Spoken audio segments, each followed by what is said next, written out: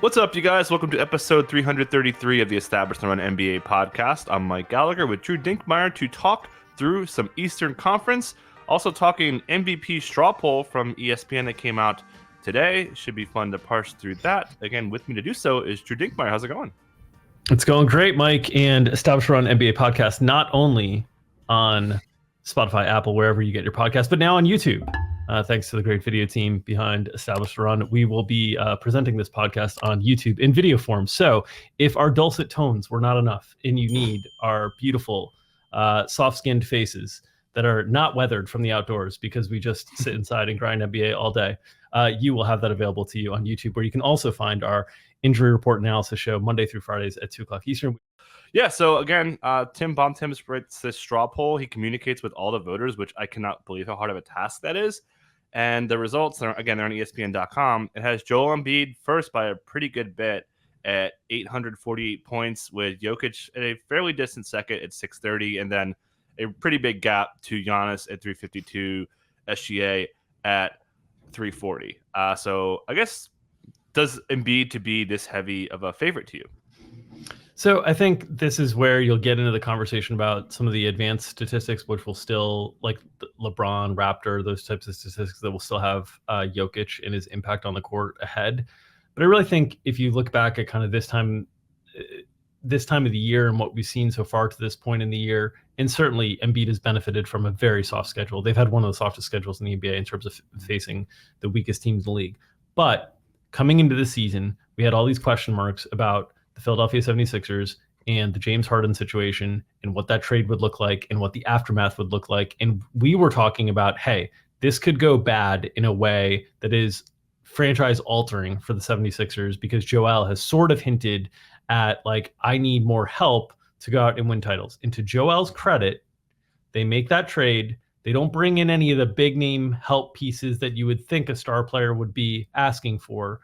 And he's going out and he's taking care of business. And they're one of the top teams in the Eastern Conference. They look as good as they did with James before, in part because of Tyrese Maxey's growth, of course, in part because of a well-rounded roster around these two elite talents, but largely due to Joel Embiid going out there and putting up 40 and 10 almost every night, it seems like. So I think when you factor in kind of all of the outside narrative of the season, I think this is very deserving for Joel Embiid, and I'm sure there's many people who think that are surprised to hear that from me, the Nikola Jokic fan club initiator. But I do think Embiid is deserving to be at the top. I think him and Jokic have had the two best seasons in the league, and I think honestly the voting right now represents a pretty good indication of how I think the first half of the season, first third of the season, I guess we're at, has played out so far.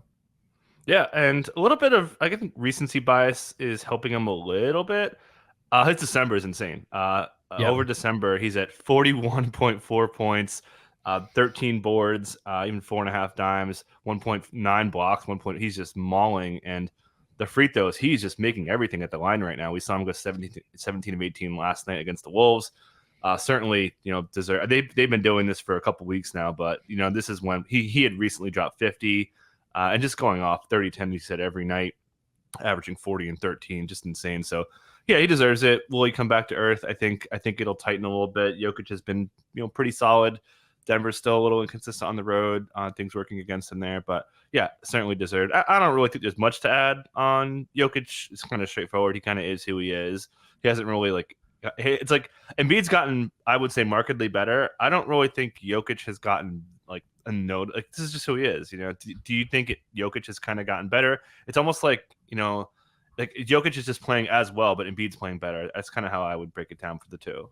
I think that's largely fair, though I will say I think Jokic has been worse than the last two seasons. And that doesn't mean Jokic hasn't played at an MVP level. It's just the last two seasons were on a level that are just really ridiculous. I mean, the previous two seasons from the field, he shot 63% from the field last year and 58%. This year he's down to 54%, which is a more normalized for his career as a 55% shooter.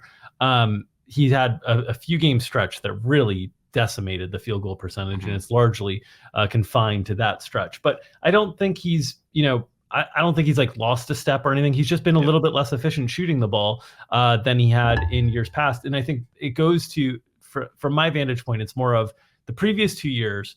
what he did was something that was so otherworldly and ridiculous. It's a shame that last year's performance did not result in an MVP with the level that he played at throughout the entirety of the season. The good news is it ended up in an NBA championship and finals MVP, and that's good enough. And now we got hotels.com commercials. So I'm good. As long as we've got more Jokic hotels.com commercials, we can see the MVP. But Embiid, I think, has been at a higher level than Jokic to this point in the season. Yeah, I mean, it's pretty clear that that's how people. It's so hard for anyone else to win. You know, we've seen year after year these two are at the tippy top, just because their stats are so gaudy. So it's gonna be tough for anyone to kind of take the next step. And then, as we mentioned, that next, it's always the same top five guy. Or actually, you should mention SGA's kind of thrown himself into the mix here, but Giannis and Luka are always in the mix. So those three guys are like the clear guys who have a chance. I would say. I don't think anyone else really does. Do you think anybody else could maybe jump into that top two among Giannis, SGA, and Luka? No, I do not. Yeah. I do not think the other players in the league have the capability to put up the insane numbers that Giannis, Embiid, Jokic, and Luka are able to put up. SGA is able to put up very, very strong numbers and has the compelling narrative case that we talked about he would need to be into the MVP conversation this year, which is Oklahoma City surprising to the upside in a way that makes them a top 3 team. The challenge is Chet Holmgren's going to get a lot of that buzz, deservedly so, because Chet has been part of the reason that they've elevated themselves this year. But I do think Giannis's season needs to probably be put in a closer category to Jokic and Embiid than it is being viewed as right now. I think it's being viewed as those two are like clearly ahead. And I think what Giannis has done this year, especially playing more minutes, he's up to just under 35 minutes per game. He's at 30.5 points per game. 11 rebounds, 5.5 assists, doing all the great defensive work that he usually does. That's the one that has a chance to kind of leap into that conversation. Obviously, what Luke is doing for Dallas is carrying the entire team. It's just how high can he carry it? And it's unlike the Jokic 6 seed type season that we saw the first MVP from, where Jokic was clearly the best individual performer in the league that year. Luka is not going to be clearly better than Joel or Jokic. So how is he going to overcome the gap in team performance?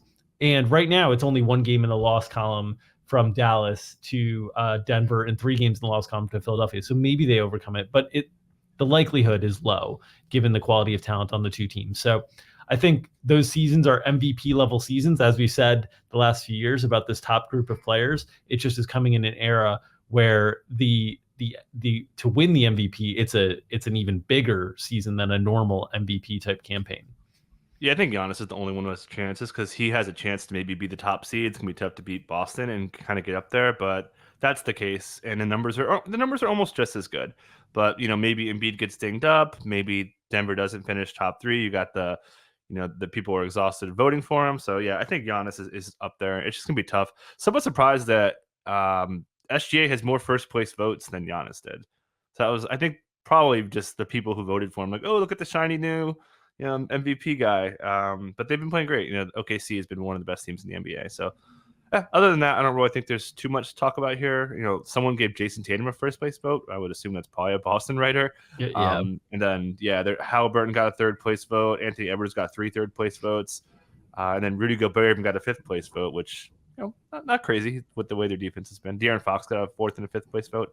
Any other guys who got votes that you just wanted to shout out?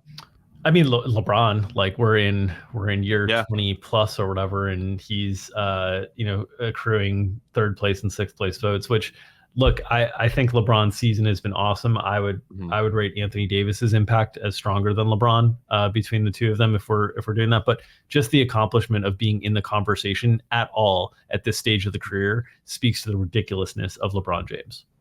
Yeah, for sure. They're starting to feel it though now. They've lost some games here. Definitely kind of wearing down. We'll see how they hold up here. Tough travel schedule for them, East Coast trip and the Las Vegas stuff. So, yeah, so let's kind of link this into the Eastern Conference talk here. Boston, really big win from them last night after a really tough loss in San Francisco.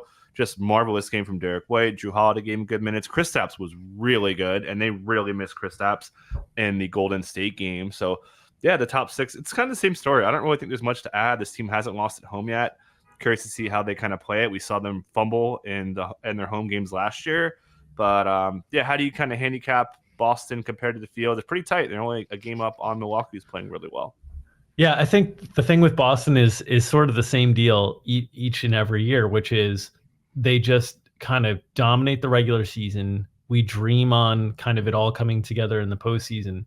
And then during the regular season, you get these little flashes where you're like, oh no, I've seen this before. I've seen this in the postseason. They're not going to the rim. They're not going to the rim at all. They're just taking three-pointer after three-pointer after three-pointer. And in that Golden State game, it was like, here we go again. And so it's the one thing that continues to kind of hold me back on Boston is they don't seem to have the awareness in certain moments and games that they need to diversify their offensive attack and force getting to the rim a little bit more in favor of settling for good but not great three-point shots. And the motto of the good three-point shot being the goal that they're trying to get every possession is a great one. And it's one that is going to allow you to, when you're on, be untouchable. But when you're off, I think they have to realize that they need to diversify that and get to the line. And this is the one thing. Boston doesn't get a lot of freebie points in terms of being able to get to the line compared to some of the other teams in the East in terms of Milwaukee and Philadelphia. And that there's two ways to look at it. In the playoffs, it's harder to get free throws, just generally, because the games are called a little bit tighter. It's harder to get to the foul line in the playoffs. The defenses are also better as well. And so you could say that, hey, not having that free throw dependence is a good thing for Boston in terms of when their offense comes playoff time. But if it's not a targeted part of your game to slow down runs, to stop other teams, to change momentum, it can lead to these kind of big swings in runs, which Boston was accustomed to last year in the playoffs. And seeing that happen in the Golden State game was like a little bit of traumatic flashbacks for me with dealing with Boston in the playoffs last year and thinking like, you are just not serious people in the words of Succession. And that's my biggest concern with Boston is just they still don't seem to have the guy who understands we need to go get a bucket at the rim to change the direction of this momentum. And that's my biggest concern on Boston. They've got so many, I mean, their top six is so good from a playoff perspective. That rotation is going to be outrageous.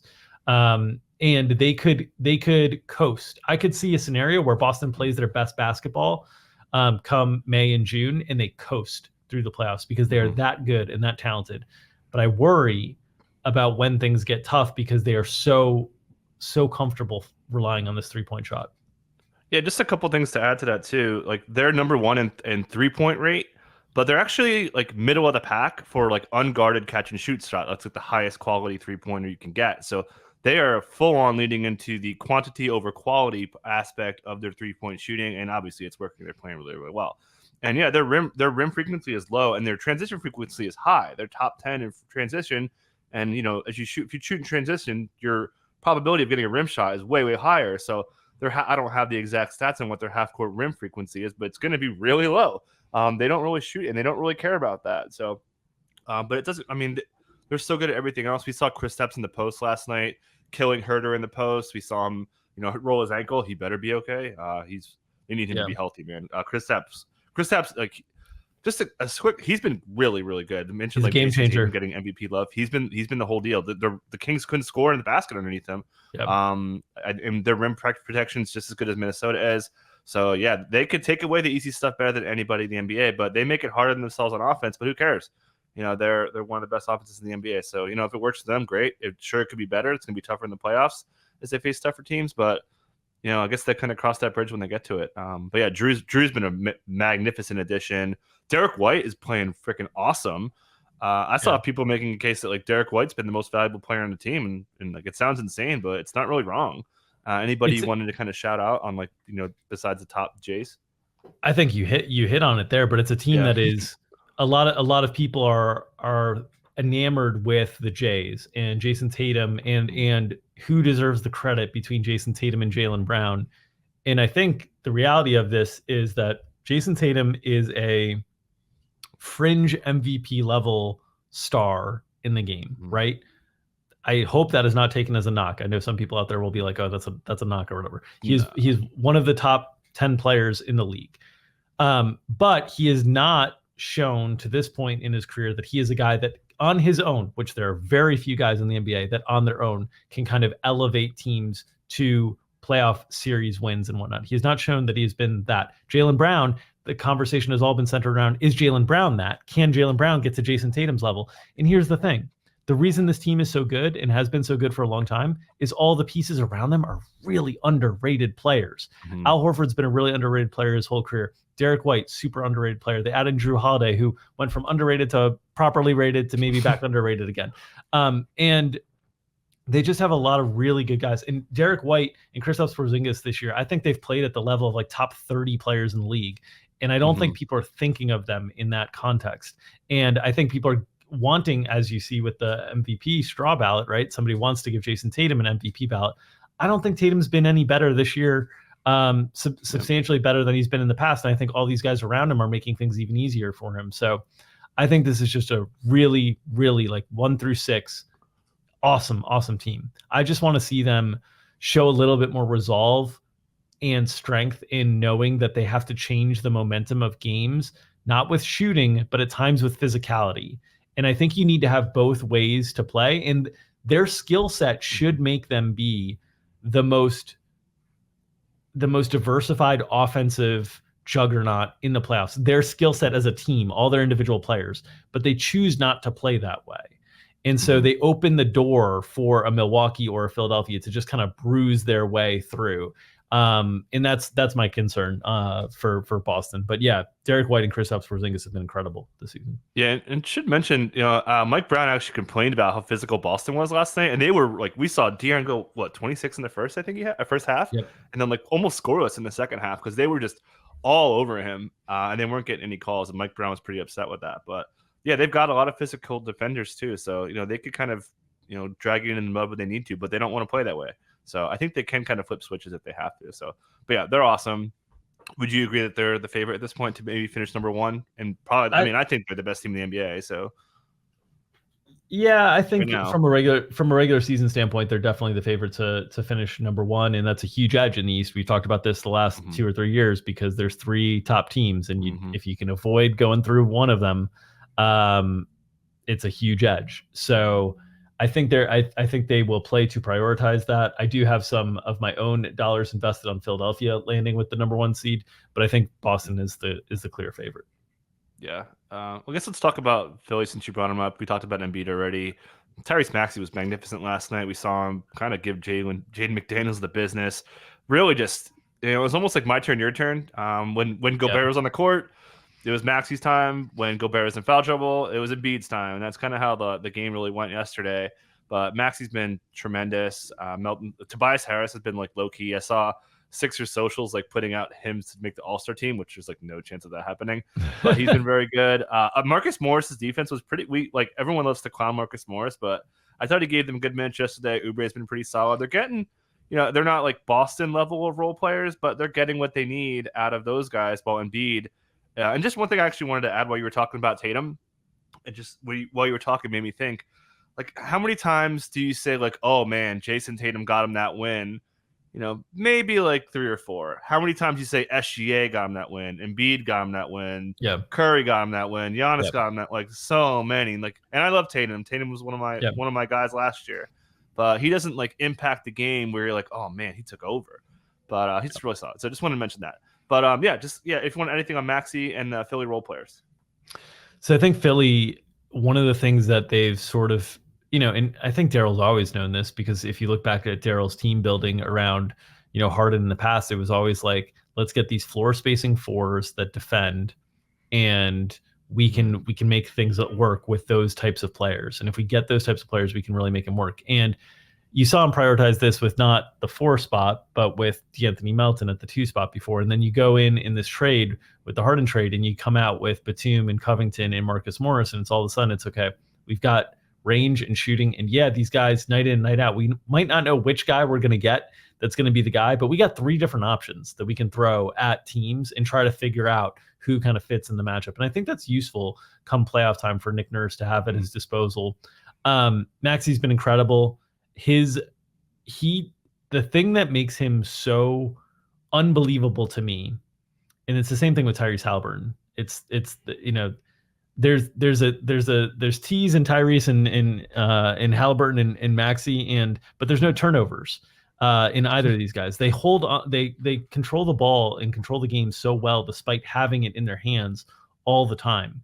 And it's such a big difference maker when you're not turning the ball over against other teams in terms of making it hard on them to get offense. And so it all kind of works together. And this is the one thing that I think in some ways Philadelphia benefited from a little bit of addition by subtraction, which was simply that James Harden was a little bit more turnover prone. And James and Embiid, when they were kind of playing together and focused together, because they were a little bit more turnover prone because James was getting Embiid the ball sometimes out of position that led to Embiid kind of into charges and different things like that. Maxey plays so controlled that their turnover rate this year has been meaningfully improved. And I think that goes into helping the defense as well. Last year, they struggled in transition defense, in part because of the turnovers. They're cutting those out. They don't need to worry about those anymore. They also got more athleticism on the floor, getting off of PJ Tucker and getting off of James Harden and getting into more minutes from Melton and different things like that. So I really like the way Philadelphia is built as a team. It's just very, very reliant on Joel and Tyrese, and that's okay. You can win with a two-man. We just saw it with Denver, right? We just saw it last year with Denver. And the key will ultimately be, can Tyrese and Joel develop the level of synergy in that two-man game that Jamal and Jokic did over the years with their pick and roll game. And it's not the same because you can't flip it with Joel. You can't have Joel Maxey setting picks for a Joel like you can with Jamal setting picks for Jokic and then having him create and stuff like that. But that's the recipe, and they're really good. They've benefited from playing a really soft schedule. The whole key though is, can we keep the big guy healthy come playoff time? If we can get the big guy healthy come playoff time, we might see something different. But we haven't seen him healthy, and as a result, we haven't seen the performances in the playoffs that we've needed to see from him. This is going to be a big year for that, because I think if it doesn't happen this year, he's going to really come under fire in the general kind of NBA fan attention. Yeah, and to that point, going back to my Tatum thing, hey, Tatum didn't play against the Kings last night, and that was probably one of their biggest signature wins of the year, coming back off an OT loss, road back-to-back, Kings waiting for him. Embiid misses. We've seen what happens when Embiid misses. I mean, they just look like a completely different team. Yeah. So, yeah, they got to keep the big guy healthy. And then, also on top of the depth stuff, I thought Patrick Beverley made a pretty decent impact last night when DeAnthony Melton got hurt. So, yeah, again, the Boston top 6 is great, but Philly from 5 to 10, they're pretty good. It's just that they could kind of lose, Melton, Tobias, those guys, and still probably hang around and play pretty good ball. But they need to keep Embiid and Maxey healthy for sure. Milwaukee, Giannis, just really awesome game, career high 16 dimes on 20 potential assists, just spraying it around for threes. He's been playing really, really well. Talked about the MVP case he's making. Him and Dame are really gelling here. We're starting to see more two-man actions with them. Dame's kind of cooking here. They still got defensive issues as well. Bobby Portis playing really well too. Again, they're getting minutes out of Andre Jackson. Middleton's minutes are ramping up. They've had a pretty soft schedule too, but it's starting to come together here. Anything you're seeing with Milwaukee with, kind of just chugging along, 5-game winning streak here. But you could see the offense is, everything we talked about in the offseason. Yeah, and it has been schedule aided. This stretch, two games against Washington, a game against Portland, a game against Atlanta, 2 against Indiana, a game against Detroit, a game against San Antonio, 2 against Chicago in here that were tough games, both overtime games. Chicago's been playing well. We'll talk about them in a second a little bit as well. But I think it's been schedule aided. The thing for me with Milwaukee that I'm trying to figure out is, they know their offense is good enough that they can just kind of coast through the regular season. And I'm just wondering, what does it look like when they turn it on the defensive side? And I feel like we haven't really seen them forced to do it, or they haven't been able to do it. I'm not sure which, but that's where, and I guess I'm looking ahead to on the schedule where I might see this pushed. And it's probably the Thursday, January 11th game at home against Boston. They'll have had 2 days rest from that game, and they'll have a day off after that between their next game. That's the game I'm probably targeting next on the calendar to get a good look at them, because you look at the schedule and it's Orlando's a good test tonight, but 2 2 consecutive games at New York, at Brooklyn, at Cleveland, Indiana for a home and home, San Antonio and Houston, Utah. I'm not getting tested a lot defensively in those games in a way that I think I really want to see. And so I keep having a hard time figuring out if, like, I know the offense works in the playoffs in a way that might be just, it doesn't matter. It might just work so much it doesn't matter on the defensive side of the ball. We kind of saw that a little bit with Denver. We started to assume that with Denver, but then Denver actually needed to turn it up defensively in the playoffs, and they did. And I don't know if Milwaukee has that level that Denver had last year, because they don't have the individual defensive talent outside of Brook and Giannis. And I keep marveling at Brook. I cannot believe how durable this guy has been at this stage in his career, and how good he continues to be at this stage in his career, both defensively and offensively. And I keep kind of waiting for the bottom to fall out on that, because guys in their mid-30s should not still be like legitimate defensive player of the year candidates, but it keeps happening for Brook. But that's the big question mark for me, is like, against all these soft teams, they let him hang around because they know that they can score enough to lock it up at the end. But I don't know if, when the going gets tough, how many stops they can go get on their own, especially against elite perimeter scorers. I don't think they've got a lot of good answers against elite perimeter scorers who can create separation with their shot. And that's my concern when it comes to Milwaukee. Now, against a team like Boston, who is going to settle for the good but not great threes anyway, you might run into some really good variance that works. And against Philadelphia, when you've got the size with Giannis and Brook to defend the paint against Embiid, it might work. So it might work against these these Eastern Conference opponents that are their primary contenders. You get them against a team like Denver, I'd be pretty concerned. Yep. In terms of how the matchups go. So those are my thoughts on Milwaukee. I'm still I'm like, yeah, this is great. You can run off a bunch of wins against Indiana and Detroit and San Antonio. Kudos. Awesome. Like, I kind of want to see it against really high level offensive competition. Yeah, San Antonio made him sweat for a couple pockets in that game there, but yeah, I agree. And actually, while you were talking, some similarities. Their defense in clutch time, now it's only a 68-minute sample, is good. They're third in the NBA in clutch defensive rating. So that's solid. Number 2 in net rating. So certainly, Dame playing well. Again, it's more small sample than anything, but they can't guard on ball, man. It's a huge issue. Guys who could shoot over the top of their drop coverage have killed them for years.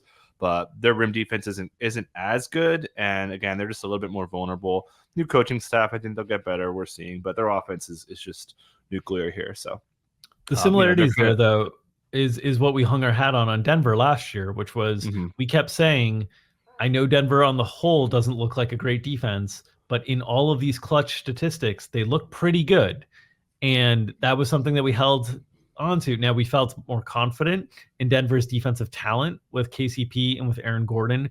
The weak mark that we were concerned about was MPJ, but MPJ's defense continued to improve during the course of the year. So we've seen this path play out before. The question is, can Milwaukee, transfer what they've done in the clutch to doing that more consistently for full games at a time? They don't need to against the schedule. That's part of the reason where I'm like, I haven't learned anything from them of late, even though things are looking better. Yeah. And they do rebound well. Denver had that for them. That's a strength. Being defensive rebounding, it depends who you ask, but some people value it either too much or not enough. But it's important enough to end possessions, especially since you're giving up. When you give up offensive rebound, chances are you're giving up a really good shot on the second chance. And then they also, they play fast, and teams play fast against them. That hurts their defenses. So a little bit of cost of doing business with their offense there. But hey, you make shots, get your defense set. Jason Kidd had a quote yesterday: "Our best defense is our offense." Making shots, getting your defense set. I think that kind of rings true for those guys there. Any other teams you think you just wanted to shout out who are like this, like fourth best team has been quite a dance here. We thought maybe Orlando had a chance. Cavs are missing up bodies here. We kind of knocked them down. Mitch Robinson's out. Miami's playing better. They got Hero, looks really good. Yep. How do you feel about the top of the next tier? If you're a Boston Celtics fan, cover your ears. Let your most time. Because the Miami Heat are coming. The Miami Heat are coming for that force. We thought that the Knicks and the Cavaliers would have regular season advantages built in based on their roster, those advantages have been really hurt by injuries right now, especially, I mean, Cleveland without Mobley and Garland. And shout out to Donovan Mitchell and Sam Merrill and Karis LeVert and keeping it together, because they've won 3 in a row despite all this, and they're kind of keeping it all together. But it's going to be hard to keep that together for the 6 weeks that they're going to miss these guys. Similarly, Orlando was playing a little bit ahead of schedule. I think they're starting to regress a little bit and probably, falling in this range. The one team that has a chance to ascend beyond it is Miami, who every year we go into the regular season, we're like, Miami doesn't have enough to get through the regular season. I don't know how they're going to do this. And then every year we're like, oh, this new guy, he's really good. This year it's Jaime Jaquez Jr., JJJ, or Juan Wick, as the people in South Florida are naming him. He is awesome, and he's been the 3rd best rookie in the league this year, which is nothing to sneeze at with the quality of the top 2 rookies in the NBA this year. They get Tyler back, Bam. Both of those guys look like they've taken nice steps forward this year. Jimmy has looked sluggish.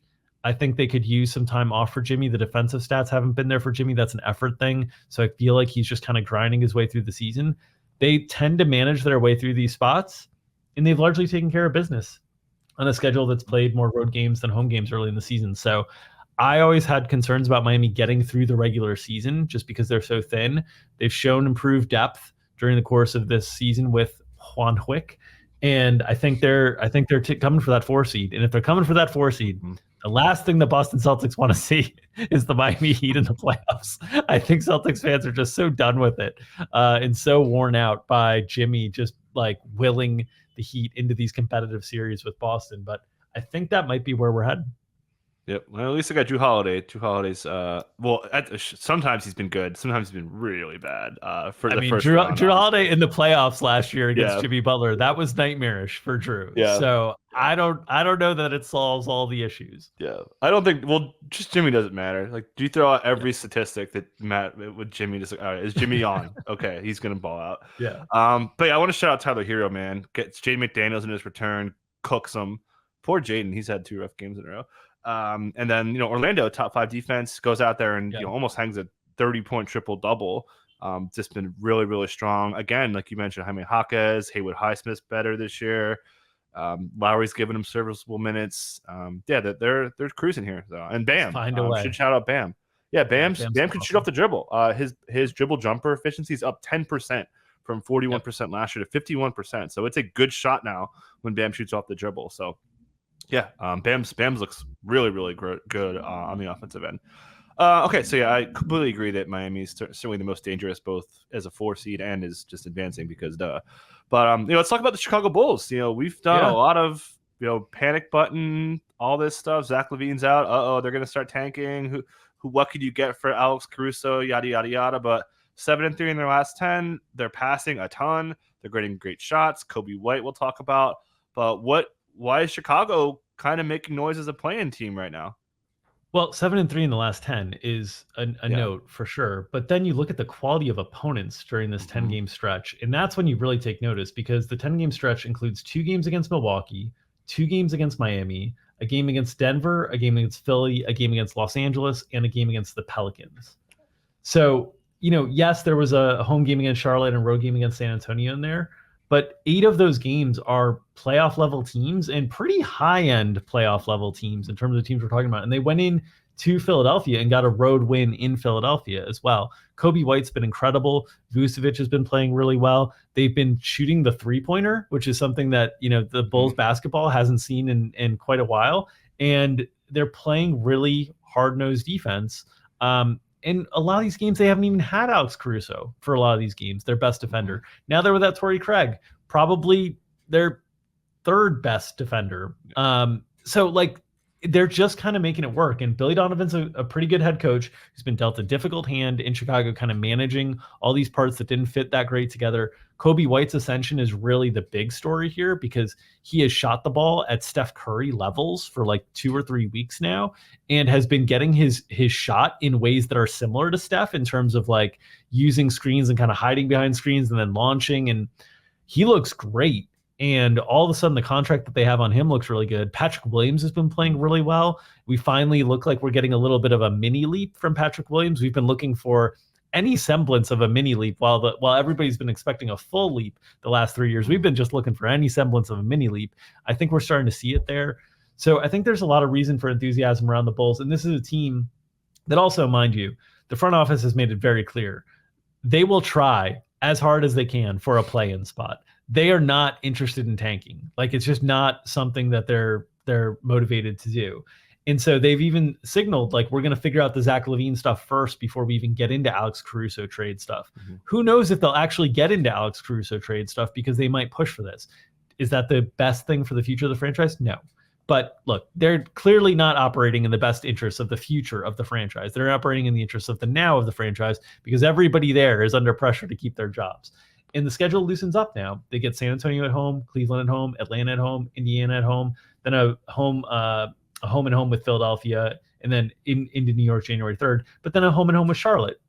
And then home games against Houston, Golden State, then a road game against San Antonio. This is a softer part of the schedule. We could be looking up in 2 or 3 weeks, and we could see like the Chicago Bulls as like the 8th seed in the Eastern Conference. It's not out of the realm with how well they're playing now. And shout out to DeMar DeRozan as well, who, like, this guy, man, into his mid-30s, doesn't look like he's lost a step in any way, shape, or form. Continues to just get to his spots, knock down shots. He's been more facilitator and playmaker in the absence of Zach LaVine, and things have just opened up on the floor. It's been less like your turn, my turn, and more like we're all playing together. And they just look like a more cohesive team in the absence of Zach LaVine, which will be a really big question mark when Zach LaVine is healthy. It's on him to try to integrate into the situation if they're not going to trade him before. And it's on him to show that he can do that. And I think in some ways, his trade value is getting hurt by all of this, which is not what the Bulls kind of intended to happen. But I think he might have to come back, and if he wants to get to one of these teams he wants to get to, he either needs them to crater, like maybe what's happening in Los Angeles right now, or he needs to show a little bit more from himself about being able to fit in winning teams. Yeah, I think that the Bulls will want someone to be desperate to trade for LaVine at this point. And yeah, the Lakers are falling in that bucket. Maybe a bad team, like the Pistons or something, just someone who needs to shake some stuff up with young assets. I think they're on the table. Should mention LaVine doing straight line running and starting to ramp up here. So sounds like he's shooting to return in January at some point, maybe middle, maybe late. I don't know. Maybe they push it to the deadline. That makes some sense with some reports that he has a trade list on his mind. So yeah, and then just wanted to shout the 3-point shooting. They're above average in catch and shoot 3 volume after being dead last in threes last year. 7th in unguarded catch and shoot points is really good for them. Big product of Kobe White. The guy's just off-ball game has been marvelous. He's fitting great in that role. Just like, you mentioned Steph. He has a lot of like Steph tendencies for how he likes to score. If he could, get to his spots and shoot over top of people off the dribble. And then the off-ball game has been really, really strong. He's been one of the best there. So, yeah, Kobe's just absolutely rolling. Possibly the guy you need for best ball for sure. And then, yeah, you hit everything else. I don't really have too much to add. But, yeah, I think this I'm kind of buying it. The note that you mentioned there in Kobe with the off-ball game I think is really important, because Steph in the off-ball game, we've always thought about Golden State during their era as a 3-point shooting team because of Steph Curry. And we thought of it in the context because of Steph Curry and Klay Thompson. And we thought of it in the context of these guys are just incredible elite shooters, which they 100% are, 2 of the best shooters we have ever seen in the game. But the 3-point shooting isn't just restricted to those 2 players during the time. It's all the other players around them who are getting wide open threes because of all of the off-ball movement that is happening with those 2 players. You end up getting wide open looks for Andrew Wiggins, Draymond Green, whoever, Bielitsa, Otto Porter Jr., whoever's been in those roles in the past. Now the Bulls are getting that for Torrey Craig, Patrick Williams, Ayo Dosunmu. These guys are getting wide open catch and shoot looks because of all the off-ball movement from Kobe White that's drawing defensive attention. And that's why we continue to stress on this podcast over the years that movement and off-ball movement in teams that move a lot just make it so hard on opposing defenses. And that's why we love the Warriors. That's why we love the Nuggets in terms of how their offenses work. The Bulls are starting to do that. They used to stand. Everybody used to be standing all the time. It's like, okay, Zach's got the ball. Everybody stand, let him ISO. DeMar's got the ball now. Everybody stand, let him ISO. Kobe's flying around now. He's moving. He's in constant motion. And that constant motion allows other players to get looks that were never there for them before. Yep, And he's, not getting attacked on defense quite as much. He still is a little bit, but they're asking him to guard Dame sometimes and other guys. So yeah, just a complete breakout for Kobe White here. I don't think he's got the juice to win Most Improved Player, just because it's going to be hard to beat Maxey and maybe the other high end guys. But definitely from a fantasy perspective, he's on the short list for sure. All right, anything else you wanted to hit on the Eastern Conference in this edition? No, I think it's just time to let the people know the holiday sale is here at Established Run with our NBA product. If you go to establishedrun.com/subscribe-NBA, you will find the discounted price tags for our holiday sale. 25% off select NBA products. Our ETR bundle is discounted from $364.99 for the season to $273.99. Our player props is down from $59.99 to $44.99 per week. The NBA DFS package as a whole is down to $262.99. Monthly subscriptions down to $67.99. Weekly passes down to $22.99. So 25% off all of our NBA products. If you're interested in checking out some of the premium content that we're putting up behind the paywall, now is the best time to do it. establishedrun.com/subscribe-NBA for more information. Yeah, it's a really good deal. We don't like to give stuff away, but yeah, we're doing it for you guys. It's the holiday season, so check us out for sure. Great time to do it if you've ever been on the fence. Even if it's check us out for a week, month, that'd be great. Appreciate you guys. Thanks so much for listening. Catch you guys next time.